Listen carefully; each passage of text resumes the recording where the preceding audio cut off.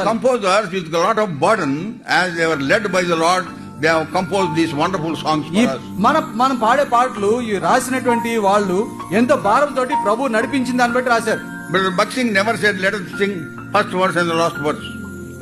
Bakshi uncle ఎప్పుడు కూడా మొదటి చరణం చివరి చరణం పాడదామని అనలేదు. Never he said that. ఎప్పుడు చెప్పలేదు. 12 verses. 12 చరణాలుంటే దేవునికి స్తోత్రము. 12 verses.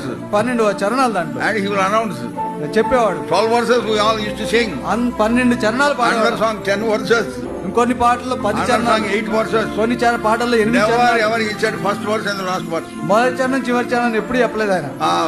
Recently in America, ఈ మధ్య అమెరికాలో brother was announcing like this. ఒక సోదరుడు ప్రకటన చేస్తున్నాడు. Since we don't have any time, shall we sing the last verse of this song? సమయం లేదు కాబట్టి పాటలో చివరి చరణం పాడుకుందాం అన్నాడు. I really got shocked.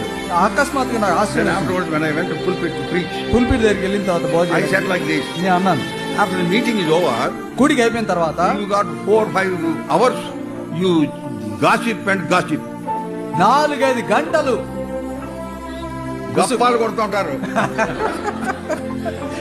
సొల్లు కబుర్లు చెప్తూ ఉంటారు. అదే why can't you give the time to the church? ఆ సమయాన్ని మందిరంలో పాట పాడడానికి ఎందుకు ఇవ్వకూడదు? I don't think we should ever do that.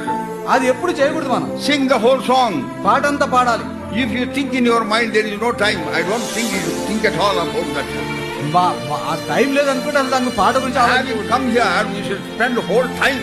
ఇక్కడికి వస్తే పూర్తి సమయాన్ని ఇక్కడ గడపాలి. Spiritual exercises. ఆత్మీయమైన కార్యకలాపాల్లో Sing full song. పూర్తి పాట పాడాలి.